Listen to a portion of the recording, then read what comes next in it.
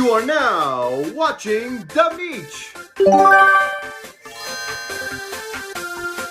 Nintendo's 2024 has been very interesting to say the least. Usually, the year starts off with fans hyped for new games, but in a wild turn of events, the main thing Nintendo fans have been hyped for is an imaginary console that hasn't even been confirmed yet.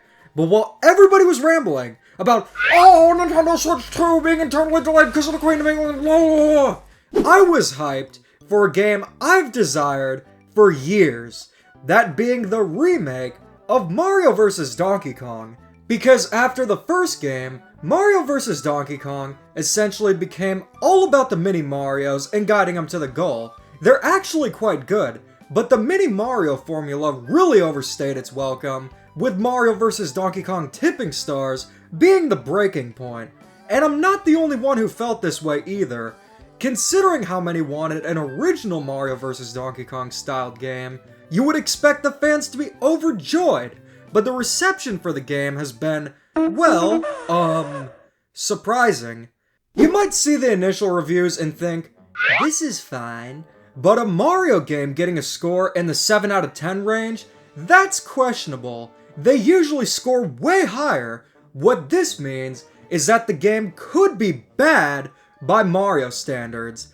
Let's take a look at a snippet from a review. Fortunately, one of the features of this new Switch version is a casual playstyle, which removes the time limit and adds mid-level checkpoints, which Mario is wafted back to in a bubble if he comes a cropper. I advise turning this on immediately. It takes nothing away from Mario vs. Donkey Kong's puzzle-solving side and makes the game much less irritating and repetitive to play. I'm sorry, but what on planet Earth, which is about to be recycled, did I just read? The thing is, that's from a Polygon review. Textbook gaming journalism. With gaming journalists, they always have the most well thought out and wonderfully crafted reviews, right? Simply put, Sword and Shield are the best Pokemon games I have ever played, and I've played them all.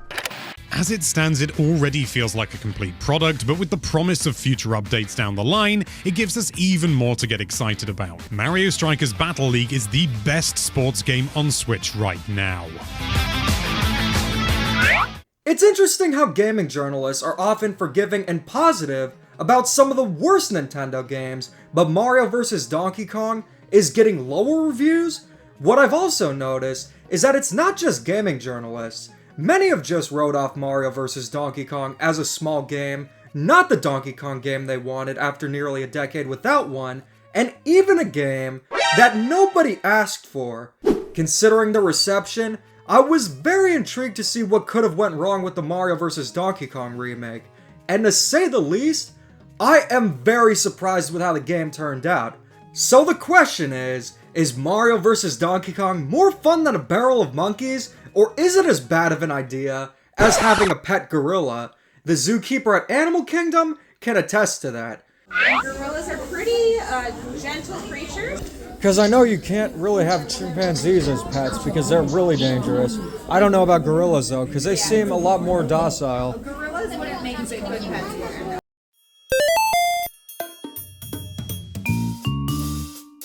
Our story starts off with Donkey Kong watching some TV. He's off his hockey kick, he doesn't want to watch the news, and he's already been sold on bananas. Considering he now lives in the city, it looks like K. Rool won't be stealing his newly acquired banana hoard. But what gets his attention is an advertisement for amazing, new Mini Mario toys. Unfortunately, they're all sold out, so he goes directly to the Mario Toy Company. You know what they say, if you can't buy them all, steal them all. So it's up to Mario to stop Donkey Kong and his rampage of grand theft. The story is actually a nice change of pace for Mario games. Rather than rescuing a princess or Pauline, Mario takes on the role of a loss prevention officer. But what makes it stand out even more are the amazing cutscenes. Everything has been remade to be fully animated, and they look incredible. You can even see Mario speaking, which is something we very rarely see in the games. After the Super Mario Bros. Movie, Nintendo has gone hard with the animated cutscenes. Super Mario RPG also had them, and it's great to see them back here. Seeing the amount of new cutscenes, I think it would be very cool to have an animated Mario series. It doesn't even have to be in the style of the movie, because even with the standard designs for the characters, they look great. The cutscenes are an excellent addition that set the bar pretty high for the rest of the game. As with any game, gameplay is the most important factor, and this is especially true for Mario vs. Donkey Kong. Mario vs. Donkey Kong revisits a gameplay style we haven't seen in a very long time. The original Donkey Kong is one of the first platformers, but Donkey Kong 94 evolved that formula into a puzzle platformer. I stand by that Donkey Kong 94 is the greatest Game Boy game ever made. It has some incredible level design, and Mario's moveset is so much fun. He can handstand, backflip, throw enemies, and is quite athletic. Where the puzzle aspect comes into play is when you're obtaining keys to clear levels. You'll need to figure out the best way to obtain them. Whether it's clearing a path of enemies or creating platforms, it's always engaging. Mario vs. Donkey Kong is a direct successor to Donkey Kong 94, meaning that it retains the puzzle platforming gameplay that made Donkey Kong 94 such a wonderful game. Mario's moveset is also very similar. You'd expect Mario to have a large moveset in a 3D Mario game, but it's just as fun in a 2D Mario game. If you've only played Super Mario Bros. Games when it comes to 2D Mario, Mario vs. Donkey Kong is structured differently. Rather than being a side-scroller, you're clearing levels that are essentially single screen, very reminiscent of the classic Donkey Kong arcade game. The platforming aspect of the game consists of jumping over obstacles, tackling enemies, and reaching high areas. Levels mostly consist of two segments. The first part requires Mario to get a key and carry it to the door. Since Mario can't duck or perform high jumps holding a key, you'll need to solve puzzles on where to guide the key. But the second half is rescuing one of the stolen mini Marios, which is often more platforming focused. When you start playing the game, these puzzles start off simple. The first mechanic you'll be introduced to are color switches. You'll need to figure out which order to press them in to either get to the key or reach the mini Mario. You'll also be throwing enemies onto spikes in order to walk across them safely. And as the game progresses, these puzzles get more complex and introduce even more new challenges. Mario vs. Donkey Kong is an excellent combination of a platformer and a puzzle game. The puzzle aspect is way more of a focus than it was in Donkey Kong 94, but it's the strongest aspect of Mario vs. Donkey Kong. The thing that makes puzzle games so addicting and so great is the satisfaction of solving a puzzle, and that satisfaction is definitely present here. But a crucial aspect of a puzzle game is challenge. The original Mario vs. Donkey Kong was quite a challenging game, but the remake seemed to be significantly easier. There is the casual mode, which has no timer and mid-level checkpoints, but that's not what I'm talking about. What my main concern was the lack of a high score system and lack of fall damage.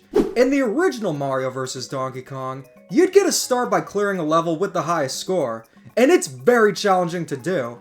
You essentially need to do a perfect run of a level, and you have to clear it fast too. But in the remake, that high score system was removed. To get a star, all you need to do is collect the 3 presents in a level. I went back to the original in addition to playing the remake to determine if it was detrimental, removing fall damage and the high score.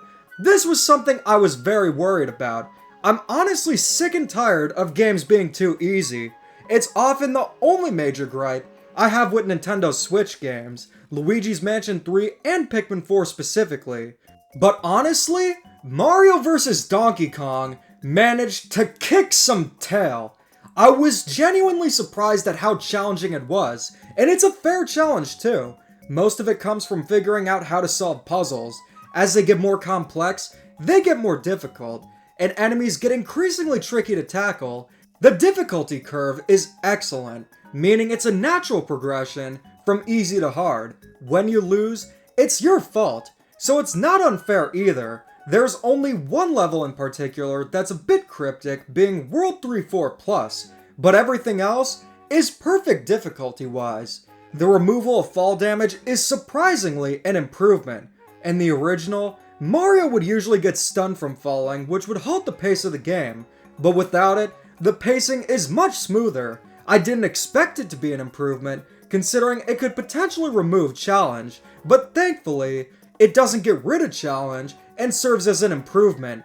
I do wish the high score system was retained, just for additional replay value. However, the Mario vs. Donkey Kong remake introduces a new mode that essentially serves as a replacement for the high score system and streamlines it, being the time attack mode, which I'll elaborate on when it comes to content.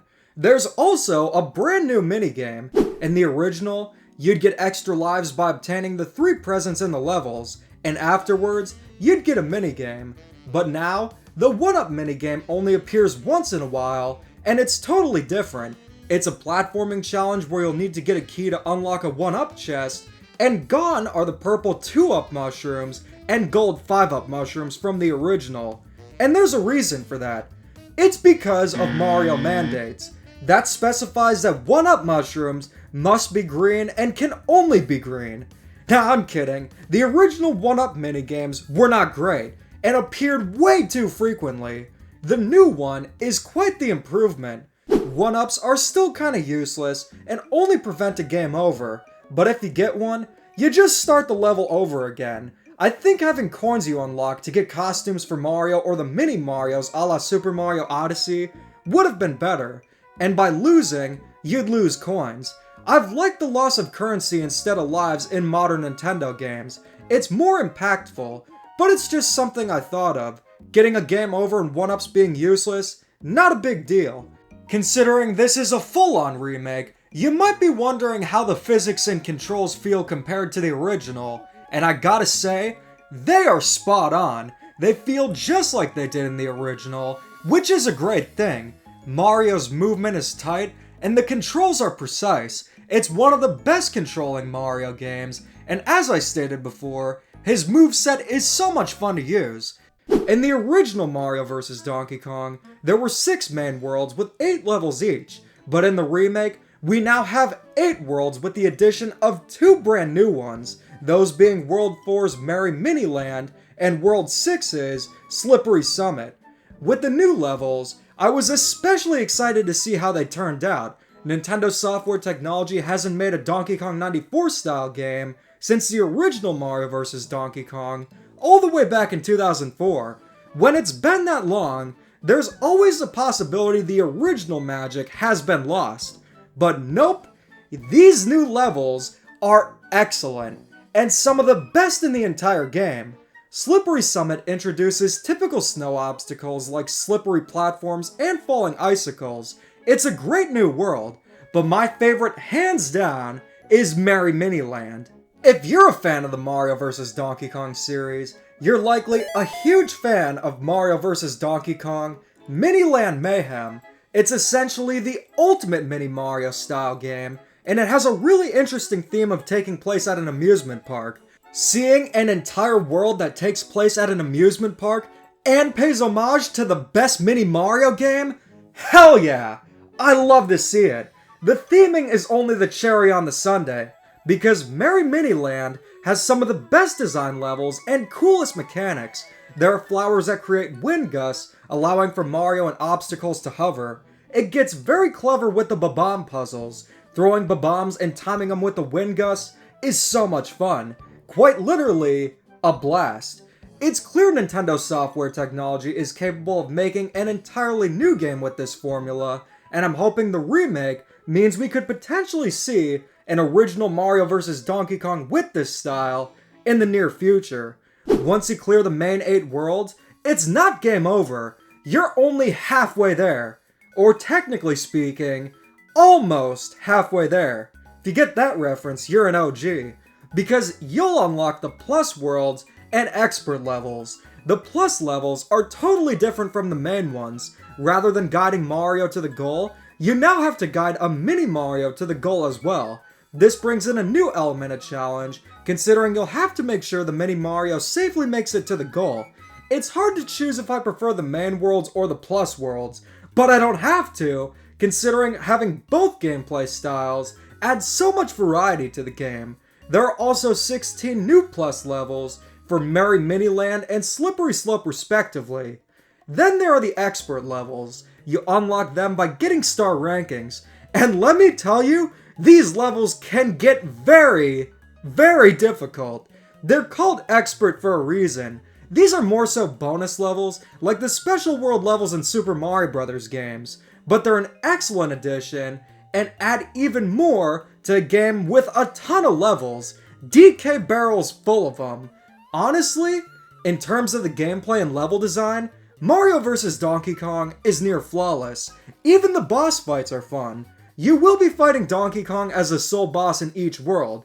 However, it does make sense since it's called Mario vs. Donkey Kong. But these fights are fun and get quite varied, and unlike most Mario boss fights, they're actually challenging, considering that in order to get a star, you cannot get hit. Not even once. The only thing I would have included is a world map. Having the levels on just a stage select screen doesn't feel organic, and I feel that having a world map, even a basic one, would have tied everything together in a more natural way. The last Mario vs. Donkey Kong game, being Mini Mario and Friends Amiibo Challenge, did have a world map, so it wasn't out of the realm of possibility, but that really doesn't affect the gameplay, but is more in line with how the game is presented. Speaking of presentation, Mario vs. Donkey Kong is a complete remake in terms of graphics and music. I've seen some claim it's soulless, so maybe this is where the game falters. Let's see how the presentation fares.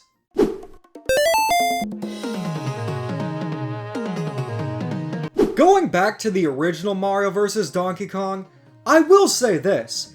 The game is still charming, and I do like the art style, but unfortunately, it's aged as well as a banana Twinkie from 2014. What, you thought I was gonna say aged as well as Donatella Versace? I only save that in cases where something's aged really bad. I say this because Twinkies can indeed expire, but there's still a semblance of something good. Also, Nintendo Switch 2 will likely release in 2025, meaning T&D will have to eat Billy Dogs. We're holding him to it. This bet is served in a Twinkie bun. It went for pre-rendered sprites, which were impressive in 2004, but nowadays, not so much. But with Mario vs. Donkey Kong on the Switch, everything has gotten a complete graphical overhaul. Mario's design is very similar to how he looked in Super Mario Odyssey, with more detailed overalls and hair. And Donkey Kong, the King of Kong himself, has never looked better. If he looks this good here, I can only imagine how incredible he'll look in the next full-on Donkey Kong game. The Mini Mario toys also have full-on 3D models for the very first time. Just seeing them makes me want to buy all the Mini Mario toys. By the way, Nintendo's biggest crime is easily this.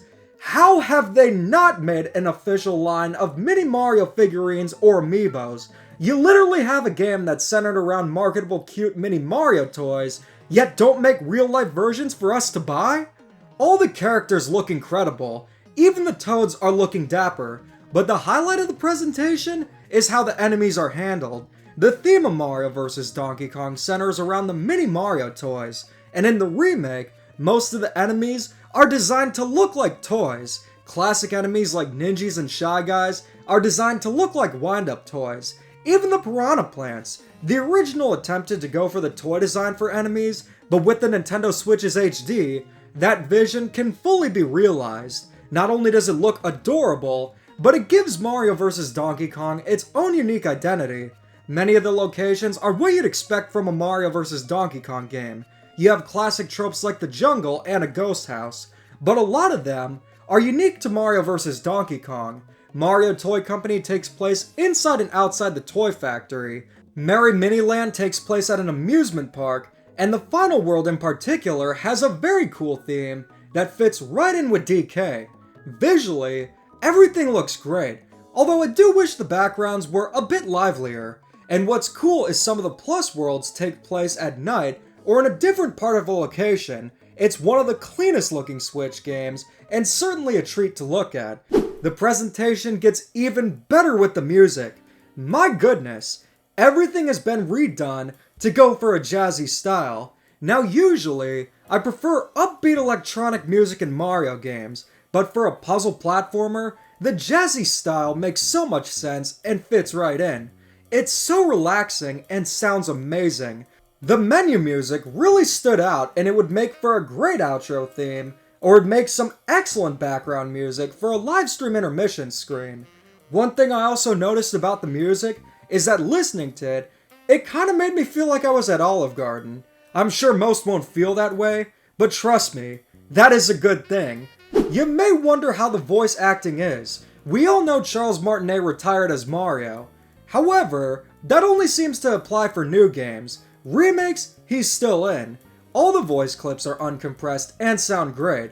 I don't know why, but some of the funniest lines like, "Come back here, you bigger monkey," aren't here. It's also missing some of the death animations from the original, and the omission of them has led many to call the remake soulless.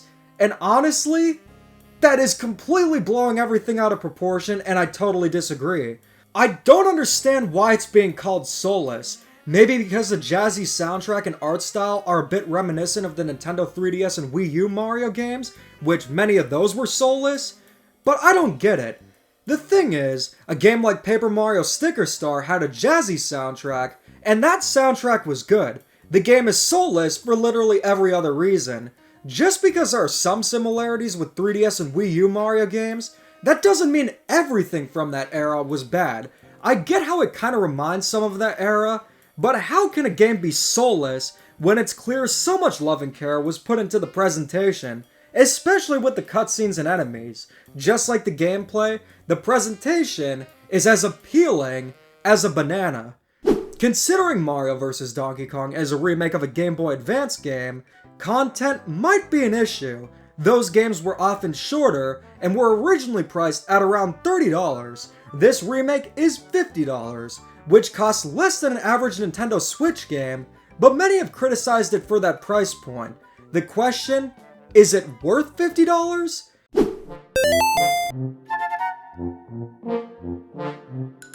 There are over 130 levels in total in Mario vs. Donkey Kong. That is a ton of levels, and they're all designed incredibly well. A lot of new ones too with the additional worlds. You're likely going to try to get a star ranking, which you get by collecting the 3 presents within the levels. But remember how I said there was a new mode that replaced the high score system?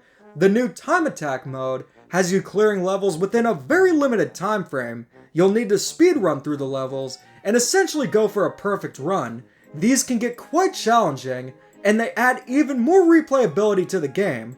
The thing is, a huge part of getting a high score in the original was speedrunning, but in the remake, that speedrunning aspect is the focus of getting a time attack medal. It gives you 2 conditions to 100% a level, and I always welcome more replayability. I like the time attack mode more than I like getting a high score in the original, and I was not expecting that. Also brand new to the remake is a multiplayer co-op mode. One player plays as Mario, and the other plays as Toad. This is the first time in a very long time that the OG Toad himself is playable. Usually it's blue or yellow Toad, but no a la Gold or Buckenberry here, we got Lil Red himself. My pal Raleigh and I played a lot of the co-op. We spent a lot of it saying, "Are we gaming journalists yet?" after encountering some challenging levels. But the way it works is different than you'd expect. Each player needs to get a key. There's a gold and silver one for each player to obtain. Toad can also go under smaller areas by doing a handstand and can climb vines much faster. The multiplayer, for the most part, works very well, and we had a great time playing it. But if you played Super Mario Bros. Wonder, you might be caught off guard like we were due to one reason. Collision is back, meaning that players can interact with each other. Not fully, but things like jumping on Toad's head to reach higher areas. This can be helpful, but other times, it can lead to outcomes you weren't anticipating.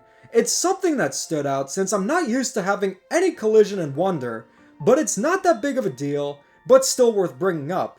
Mario vs. Donkey Kong has a ton of content. With over 130 levels, you're looking at around 15 to 20 hours to 100% it. I myself have put in over 20 hours, but the real question is Is it worth the $50? This has been a huge talking point. Many feel it isn't worth the $50. Based on my experience, did I get my $50 worth? Hell yes! But I'm going to be a bit more objective. Personally, I'm a huge fan of Donkey Kong 94 and Mario vs. Donkey Kong, so the remake is right up my alley. But how about for the average gamer? I would say for most, $40 would be the sweet spot for this game, and I think Nintendo needs to have a standard when it comes to pricing remakes. The $30 to $40 range is what I'd consider ideal. Like I said, I absolutely got my $50 worth. I also got my $60 worth with Super Mario RPG. But there does need to be consistency just for the consumer's sake. For diehard Mario and Donkey Kong fans, I can easily recommend the game at $50. I think with the Nintendo Switch being a console as well as a handheld, there's an expectation that all the games should be grand in scope, and there's not really a place for smaller scale 2D games anymore. That couldn't be further from the truth. After playing Mario vs. Donkey Kong, it reminded me of why I loved Nintendo DS and Game Boy Advance games so much. Mario vs. Donkey Kong is perfect to pick up and play on the go, and even playing it on the TV is a great experience. Simply put, Mario vs. Donkey Kong has an ample amount of content, and I was very satisfied.